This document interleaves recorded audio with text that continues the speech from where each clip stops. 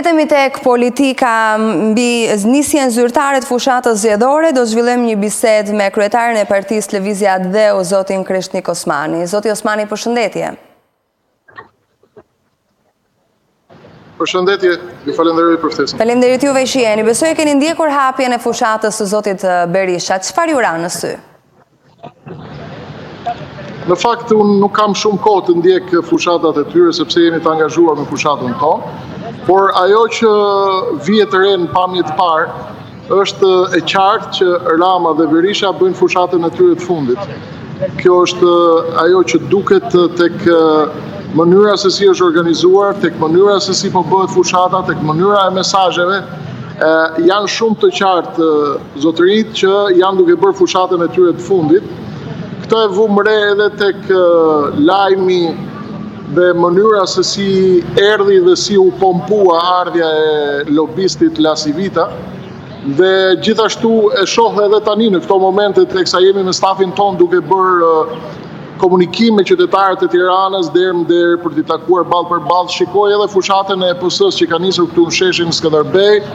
Nuk ka mesazhe zonjë, nuk ka mesazhe, nuk ka asnjë premtim, sepse nuk kanë më çfarë t'i japin. Kanë 34 vjet që kanë mbaruar ato mesazhet e tyre.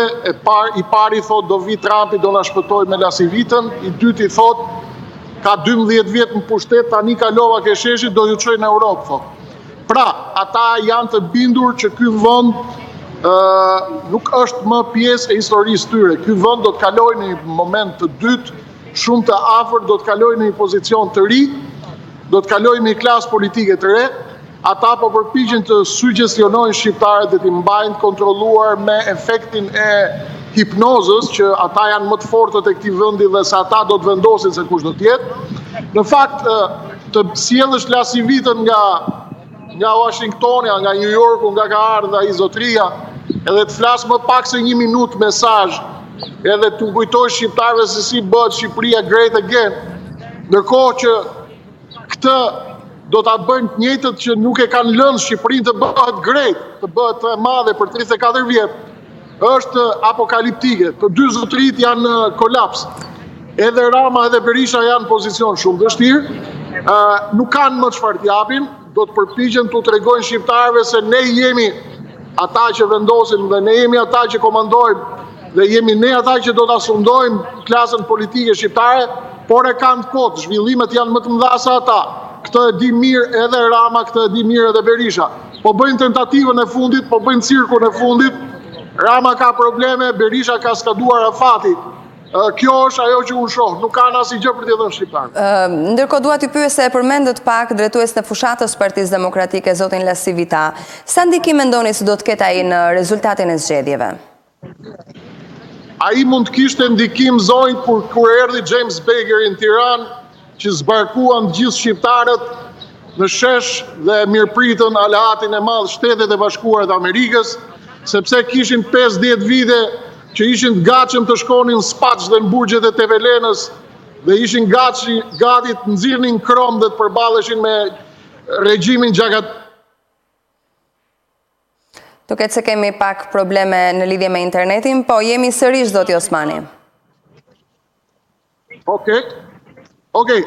Atëherë në kohën e monizmit, kur ky popull luftoi 50 vite me regjimin Xhakatar dhe ishte gati të shkonte në Spaç për të dëgjuar zërin e Amerikës, kishte kuptim që të vinte në një Amerikan këtu të jepte një mesazh. Por të vi një personazh i cili mikun e tij më të madh në Shqipëri ka Fatmir Mediu dhe ta përdor atë si etalon të demokracisë në Shqipëri, është një dështim spektakolar. Dështim spektakolar të cilin regjin e cilit unë nuk e di kush e ka përdorur, por shqiptarët nuk besojnë më te këto personazhet. Amerikanët kanë ligjet e tyre, kanë vendin e tyre, kanë të lejuar me ligj që të lobojnë, të përlajnë ca dollar nga këto vendet idiote. Ju e dini shumë mirë se sa është gjatë radha për të bërë ambasador në vende si Shqipëria. Këtu ka para që i vidhen shqiptarëve, ka para që i vidhen këtij popullit njeruar, dhe nuk ka asnjë mundësi të ketë asnjë ndikim. Shqiptarët sot qeshin me neveri çdo lloj të huaj i cili vjen jo për t'i dhënë dorën shqiptarëve, por për të makiazhuar politikën e vjetër 34 vjeçare, hajdutët e establishmentit 34 vjeçar, Ky ishte një dështim spektakolar, por zonjë e nderuar, kishte edhe një mesazh të rëndësishëm që e dha Lasivita për zotin Berisha dhe për zotin Rama. Mesazhi i tij i shkurtër tregon qartësisht sa ai ka patur mesazh nga Washingtoni, mos bëj filma në Tiranë dhe mos fol në emër të Amerikës 1 dhe mos fol në emër të Donald Trumpit 2.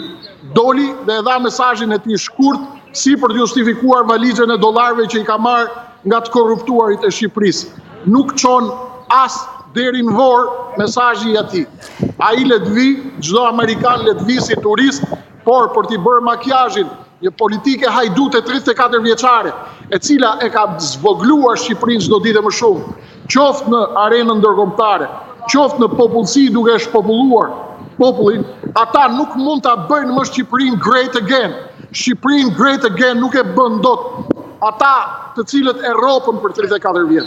Shqipërinë great again të madhe sërish nuk e bëjnë ata të cilët e masakruan, ata të cilët nuk kanë më sot asnjë gjë për t'i dhënë shqiptarëve, ata të cilët kanë dalë në pension politik dhe po presin vetëm momentin e madh kur të vi momenti gjeopolitik. Rama dhe Berisha do dalin nga loja.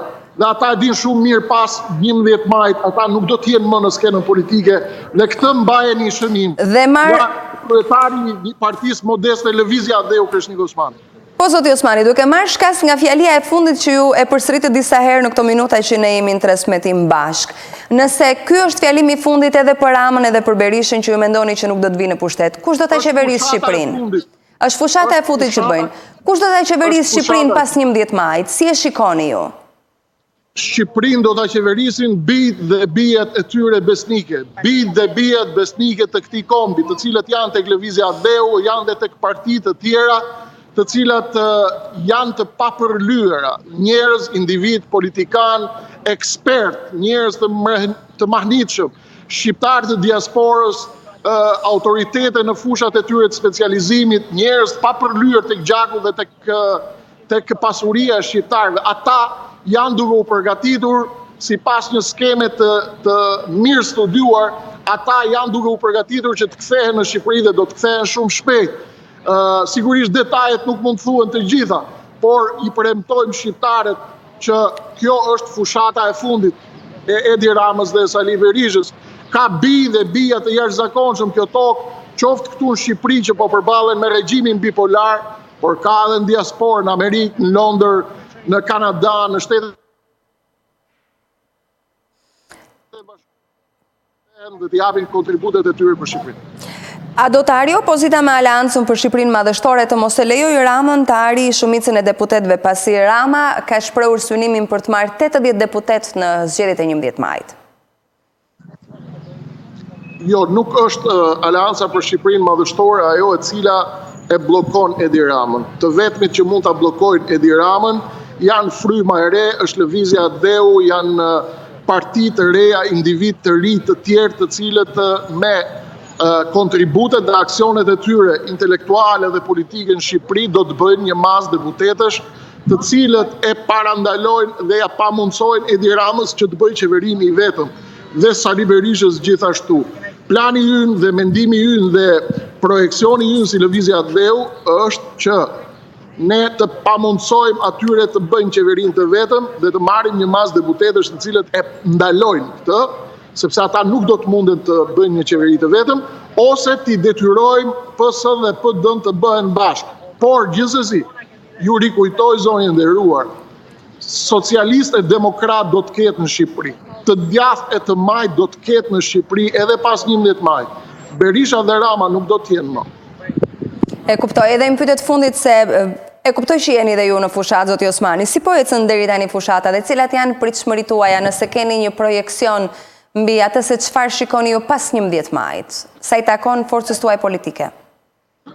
Forca jonë politike është forca më e censuruar në Shqipëri. Përveç se tek ju në mesdit, në ndonjë televizion tjetër, po në mesdit, prime time na ka bllokuar në mënyrë katastrofike edhe pse jemi 11 subjekte. Jemi të sulmuar në sondazhe, jemi të sulmuar në studiot e Tiranës, fushata jonë është rruga. Fushata jonë janë rrugicat e Tiranës dhe të gjithë Shqipërisë, fushata jonë është diaspora. Ne kemi veshur kpucët i kemi shtrënguar lidhset fort dhe do të ecim 30 ditë sepse ne besojmë tek fryma e njerëzve. Ne duam t'ja dëgjojmë zërin dhe t'i shohim ballë për ballë. Këtë po bëjmë, ecim nga 20 km në ditë, nga 30 km në ditë në këmbë. Na vinë nga e gjithë Tirana dhe nga e gjithë Shqipëria sondazhet e turpit, të cilat marrin në telefon qytetarët për t'i pyetur se kush do të fitojë zgjedhjet. Dhe Lëvizja e Dheu nuk pyetet fare, nuk përmendet fare nga sondazhet. Dhe kjo tregon se çfarë mashtrimi janë këto sondazhe që janë duke u bërë. I pyesin nëse do t'i fitojë zgjedhjet Edi Rama, Sali Berisha, Lapaj Shabani, Shehi dhe Lulzim Basha. Dhe kur të anketuarit thonë jemi Lëvizja e Dheu, i mbyllin telefonin. Pra, ne jemi të vetëdijshëm se ky është një rezultat i paracaktuar nga paria e Tiranës, paria e krimbur në korrupsion e Tiranës, të cilës i ka ardhur fundi për hir të vërtetës, dhe kemi marrë vendimin që dalim vetë, do takojmë njerëzit. Projeksioni jon, zonjë nderuar, është që ne do të marrim një masë deputetësh. Ne nuk fitojmë dot zgjedhjet, siç ju thon disa, do të bëjnë qeveri apo do marrin 50 deputet apo 40 deputet. Jo, ne nuk i marrim këto. Ne do të marrim një masë deputetësh, duke filluar me Tiranën, Durrësin, Beratin, Korçën, Vlorën, Fierin, ndoshta edhe në Shkodër. Do të marrim dhe Kuksin, mund të bëhet surprizë, por ne do të marrim dhe synojmë një masë deputetësh e cila pamundson klasës vjetër bipolare politike që të bëjnë qeverinë secila pale vetme. Ose do t'i detyrojmë që të bëhen bashkë, ose të shkovëndin zgjedhjet parakohshme. Por nuk do të kenë kohë. Pra ju po thoni që mund të arrini Ju po thoni që mund të arrini të formoni një grup parlamentar me të paktën 7 deputet? Ne do të krijojmë një grup mas deputetësh bashkë me partitë të ngjashme me ne, të cilat janë në garë, të cilat bashkë me Lëvizjen e Dheu me numër 3 në listën në fletën e votimit, do të bëjnë një masë bllokuese e cila është garancia. Duket se kemi shkëputje internet. Në të cilin po kalon vendi dhe Shqipëria. Faleminderit zoti Osmani. Faleminderit, ju uroj sukses edhe punë të mbar. Faleminderit juve. Dhe faleminderit ju dhe faleminderit gjithë teleshikuesve të MCN-s, të cilët i ftoj të votojnë treshin ke fleta e votimit Lëvizja e Dheu. Faleminderit. Faleminderit. Në fushat pa diskutim janë e të pranishme edhe po themi thirrjet për të votuar.